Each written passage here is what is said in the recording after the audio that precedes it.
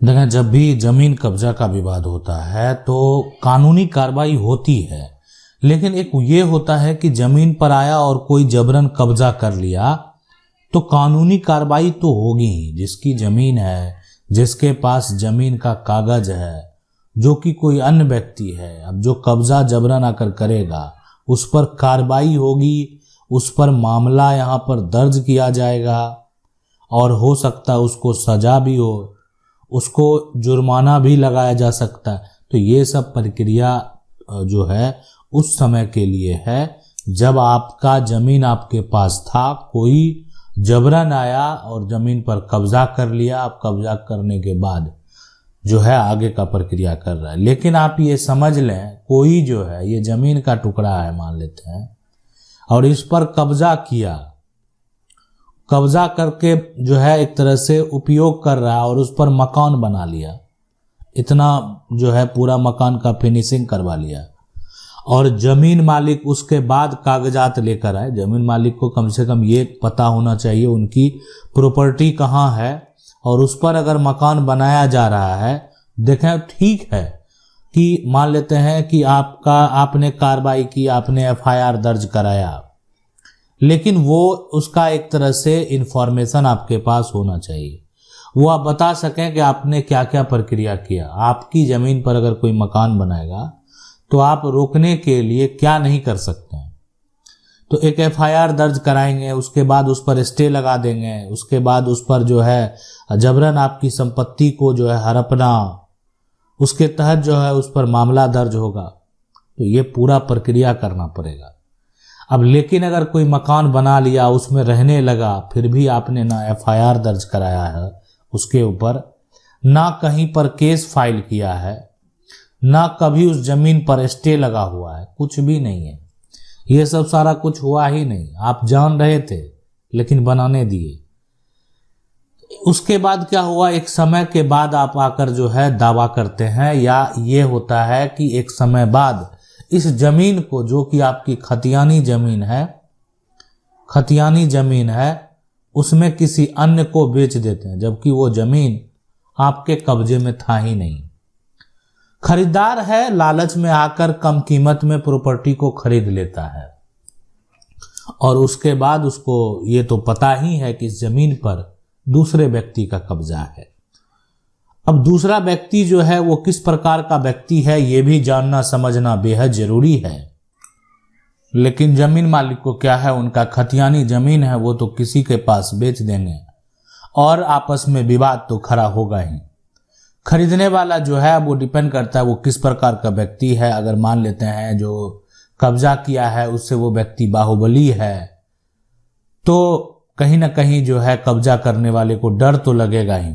लेकिन सबसे बड़ा सवाल तो ये है कि कब्जा करने वाला जो व्यक्ति है उस पर मकान बनाकर रहने लगा है और मकान बनाकर जो रह रहा है ना, उसका जो अवधि अगर बात करें, ठीक है, जो वैध अवधि की अगर बात करेंगे तो वो अवधि जो है वो 12 साल है। अब 12 साल तक चलता है। तो यहां पर देखें, सबसे पहले जो समझने वाली बात है कि आखिर इस कंडीशन में क्या होगा। तो देखें इसमें क्या होगा कि जो असली मालिक है, कानूनी तौर पर जो प्रॉपर्टी का मालिक है, ठीक है, अगर मान लेते हैं लंबे समय से रह रहा है और प्रॉपर्टी का मालिक जो है उस पर किसी प्रकार का कोई भी केस या कोई भी एफआईआर, कोई भी स्टे ऑर्डर नहीं दिया, लेकिन प्रॉपर्टी का जो मालिक है, जमीन का जो खतियानी मालिक है, वो एक काम जरूर किया, जमीन को बेच दिया दूसरे के हाथों में। दूसरे के पास ये कागजात चला गया, उन्होंने क्या किया, उस जमीन का दाखिल खारिज भी करवा लिया, सारा प्रक्रिया करवा तो लिया जैसे भी, लेकिन जो है यानी ये जो जमीन है वो तो कब्जे में है ही नहीं। तो ये एक बड़ा सवाल है। अब देखें, अभी इस पर मकान बन गया है। अब जो जमीन का मालिक है, वर्तमान में जमीन का मालिक वो है जिसके पास जमीन का नया कागजात है। अब वो दावा करेगा, उसका दावा यानी जो कोर्ट में होगा वो ये होगा कि जो वो जमीन खरीदे हैं उस पर तो पहले से किसी और का कब्जा है, यानी पहले से कोई मकान बनाकर रह रहा है। जमीन जो है, जो हमको लिखा गया, जो हमको बेचा गया, देखें सवाल तो उससे भी होगा कि जमीन खरीदने गए तो फिर क्या कहते हैं, उस पर मकान नहीं था और बाद में मकान बन गया, तो आपने रोकने का प्रयास क्यों नहीं किया? तो इसमें बहुत सारे कंडीशन होते हैं, बहुत सारे तरीके होते हैं। खरीदने के कितने दिन बाद उस जमीन पर दावा किया जाए, खरीदने के कितने साल बाद उस जमीन पर दावा किया जाए, ताकि जो है उस टाइम पीरियड के अंदर मकान भी बन जाए और कब्जा करने वाले जो हैं, जो व्यक्ति जबरन मकान बनाकर रह रहे हैं, उसके ऊपर कार्रवाई भी हो जाए। तो इसलिए कि देखें कहीं ना कहीं अगर देखा जाए तो ये व्यक्ति जो मकान बनाकर इस मकान में रह रहे हैं, ठीक है, इस जमीन पर, दूसरे की जमीन पर मकान बनाकर रह रहे हैं, तो ये तो स्पष्ट है कि उस व्यक्ति के पास कोई भी कागजात नहीं है। लेकिन जो समझने वाली बात है, जो जानने वाली बात यह है कि जो व्यक्ति जमीन खरीदा है वो क्या किया, मान लेते हैं आज खरीदा, दाखिल खारिज करा लिया, 1 साल तक जो है वो भी कहीं बाहर चला गया, उसको लगा कि मामला उठाएंगे, 2 साल इंतजार किया और 2 साल बाद जो है जाकर केस कर दिया कि हमने जमीन खरीदी थी, हमारे कब्जे में जमीन था और उसके बाद जो है हम बाहर चले गए, हमारे जमीन पर जबरन मकान जो है बना दिया गया। अब तो इस खतियान जिसका है उसका कब्जा का कोई मतलब रहा ही नहीं। विवाद तो जमीन खरीदार और कब्जा करने वाले के बीच में हो गया। अब दोनों ये साबित करने में लगे हैं, जिनका कब्जा है वो ये साबित करने में लगा हुआ है कि मेरा 12 साल से अधिक समय से कब्जा है। जो व्यक्ति जमीन खरीदा है वो ये साबित करने में लगा हुआ है कि आपने उसकी जमीन को जबरन कब्जा कर लिया, और ये किसी का संपत्ति पर जबरन कब्जा करना अपराध है और इसमें कार्रवाई भी होती है, साथ में जुर्माना भी होता है, आपको जेल तक जाना पड़ सकता है। आप किसी के संपत्ति को अगर जबरन कब्जा करेंगे, बर्बाद करेंगे, तो आपके ऊपर इस प्रकार से कार्रवाई जरूर होगी।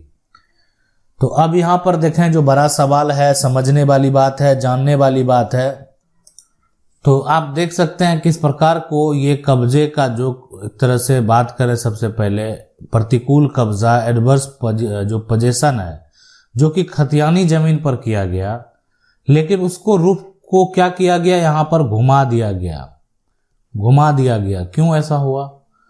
ये इसलिए ऐसा हुआ कि जो व्यक्ति जमीन पर कब्जा किए हुए था तो उसको तो कुछ कहा ही नहीं, उस खतियानी जमीन को दूसरे के हाथों में बेच दिया गया, और वो जो है आज एक तरह से अगर बात करें सबसे पहले तो इसमें जो है अब पुलिस भी एक्शन लेगी। इसलिए पुलिस एक्शन लेगी कि अगर इंस्टेंट आपकी ज़मीन पर कोई जबरन कब्जा करके, लेकिन कब्जा करने के बाद जो है उस पर किसी तरह का कोई निर्माण जो है, बहुत लोग तो ये आरोप लगा देंगे ज़मीन उसकी है, उसके पास ज़मीन का केबाला है, वो बोलेंगे मेरे मकान को जो है कब्जा कर लिया, जबकि उन्होंने मकान बनाया भी नहीं। अब उनको साबित लेकिन करना पड़ेगा कि उन्होंने मकान बनाया है, तो बना बनाया मकान अपने अंदर ले लेंगे। अब लेकिन अगर मान लेते हैं जो लोग ये साबित नहीं कर पाएंगे, मकान दूसरे ने बनाया, तो आप दूसरे की ज़मीन पर मकान बनाएंगे, उसको भी कोर्ट हटाने का ऑर्डर जो है वो दे सकता है, या उस मकान को अगर आप नहीं हटवाना चाहते हैं तो उसका जो कीमत है वो आप देंगे। तो ये सारा प्रक्रिया होता है। लेकिन जबरन किसी की ज़मीन पर अगर कब्जा करेंगे तो उसके लिए तो फिर अलग प्रक्रिया है, उसके लिए तो फिर जो आपके ऊपर कार्रवाई की जाएगी, आपके ऊपर धाराएं लगाए जाएंगे और आपके ऊपर एक्शन लिया जाएगा। तो इसलिए इसमें समझने की ज़रूरत है, जानने की ज़रूरत है। तो अगर आपके पास भी ज़मीन का कब्जा है लेकिन कागज़ दूसरे के पास है, तो आपको सतर्क रहने की ज़रूरत है। और ये बात आप ना सोचें कि ये ज़मीन जो है इस ज़मीन से आपको कोई हटा नहीं सकता। तरीके बहुत सारे हैं। आपको भी जो है हो सकता है ज़मीन मालिक के तरफ से कोई दिक्कत नहीं हो रहा हो, लेकिन आने वाले समय में वो समस्या उत्पन्न कर सकता है। तो या तो आप क्या कर सकते हैं, ज़मीन मालिक से उस ज़मीन को खरीद सकते हैं। प्रयास रहे जब हम मकान बना लिए तो कुछ पैसे देकर ज़मीन मालिक से ही उस ज़मीन को हम खरीद लें, और वो ज़्यादा सही है, वो आपके लिए और आने वाले समय के लिए, आपके आने वाले उत्तराधिकारी के लिए भी किसी प्रकार का कोई समस्या उत्पन्न नहीं करेगा। नहीं तो ये जो अगर आप ऐसा करेंगे तो भविष्य में मान लेते हैं कोई जनरेशन जो है, कोई उत्तराधिकारी जो जमीन मालिक है, वो क्या किया कि इस जमीन को दूसरे के हाथों में बेच दिया, विवाद बढ़ गया, उस विवाद के चलते आप कह सकते हैं अन्य प्रकार की घटनाएं घट जाती है। इसलिए सतर्क रहने की जरूरत है, सावधान रहने की जरूरत है। आशा करते हैं वीडियो अच्छा लगा होगा। वीडियो को लाइक जरूर कर दें। चैनल को अगर कानून की 99 को अगर पहली बार देख रहे हैं तो सब्सक्राइब करके जो बेल आइकन है उसको जरूर दबा लें। मिलते हैं अगली वीडियो में, तब तक के लिए जय हिंद।